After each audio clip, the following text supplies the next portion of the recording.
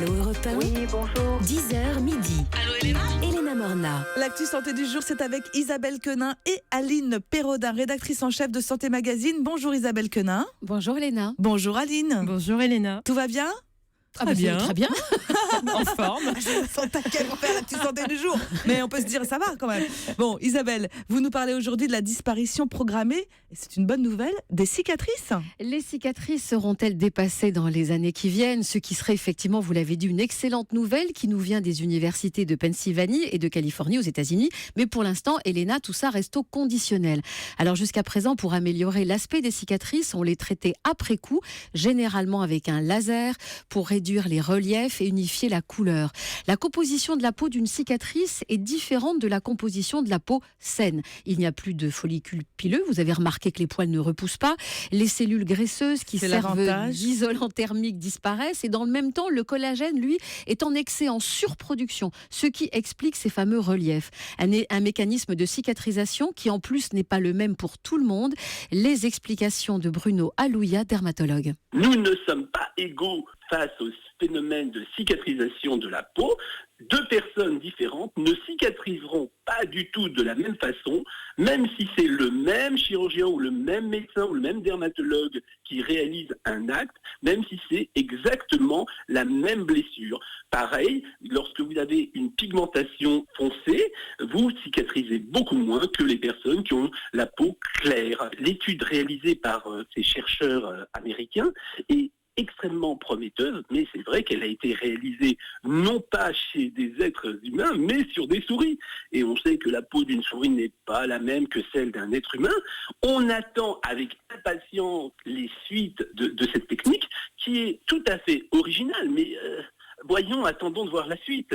Alors c'est vrai que depuis une quinzaine d'années, des équipes de chercheurs du monde entier ont planché sur la problématique de l'esthétique des cicatrices. Alors en attendant que la piste des souris soit exploitable chez l'homme, les lasers utilisés par les dermatos donnent souvent, Elena, de très bons résultats. Ah oui. Et puis quelques petits trucs en plus quand on a, pour éviter une cicatrice kéloïde, c'est ça le mot, quand la cicatrice elle est vilaine, elle est un peu grosse, on appelle ça une cicatrice kéloïde. Et Bruno Alouya l'a dit, on n'est pas tous égaux. Il faut masser, pétrir sa cicatrice, il faut appliquer une crème hydratante.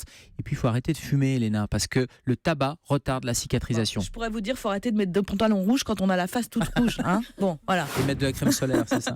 L'acupuncture pour soulager des personnes migraineuses et leur permettre de prendre moins d'antidouleurs. C'est ce que révèle en tous les cas une nouvelle étude, Aline Perraudin. Oui, ce sont des chercheurs chinois qui ont montré que l'acupuncture peut être un traitement alternatif pour les personnes migraineuses. Alors, ils ont suivi pendant 24 semaines, près de 5 mois, 250 personnes se plaignant de migraines entre 2 à 8 fois par mois. Le premier groupe a bénéficié de 20 séances d'acupuncture pendant 4 semaines.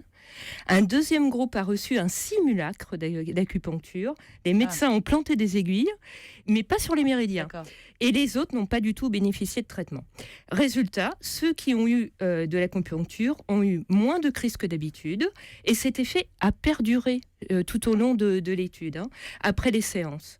À noter que ceux qui ont reçu le simulacre d'acupuncture ont vu aussi baisser leur nombre de crises, mais de façon moins importante. D'accord. Voilà, Elena. Ouais. Mais ça prouve quand même que l'acupuncture est un peu plus efficace que l'effet placebo. Et dans cette étude, l'acupuncture a permis aussi de réduire la durée des crises de migraine et de prendre moins d'antalgiques. Alors, de précédentes études avaient déjà montré que l'acupuncture pouvait aider à prévenir les crises. D'autres médecines alternatives peuvent aider, comme la méditation ou la relaxation. Dans la migraine, ce qui est vraiment important, c'est d'anticiper les choses, de réfléchir à son hygiène de vie, tout ce qui peut contribuer à réduire les crises avec le moins d'effets secondaires possible est bon à prendre, surtout quand on sait qu'encore aujourd'hui, un migraineux sur 3 n'a pas de traitement adapté qui lui permet de bien contrôler la maladie. Et la migraine, c'est pas drôle. Non. Vous voulez réagir justement, on l'avait dit dans cette émission, c'est important de tenir un agenda de la migraine et noter sur une semaine, par exemple, tout ce qui a déclenché ou au contraire protégé de la migraine, parce que chaque migraineux est différent et les migraineux ne sont pas tous traités correctement. Or, c'est anormal de souffrir encore de la migraine. Juste un petit mot sur la méthodologie, c'est extrêmement intéressant parce que ce qui est compliqué avec ces médecines alternatives, c'est de faire des études méthodologiquement bien menées, c'est-à-dire faire le double aveugle. Un groupe on fait le traitement, un groupe on fait pas le traitement, parce que sur la méditation c'est compliqué. Forcément le groupe qui médite, il sait qu'il médite, et celui qui médite pas, il sait qu'il médite pas. Et là la méthodologie est assez innovante et intéressante parce que ça permettait de faire une espèce de simulacre d'acupuncture, donc du coup de gommer un peu cet effet placebo. Isabelle, le chiffre du jour, c'est 22. Comme 22% des Français qui se considèrent totalement bordéliques.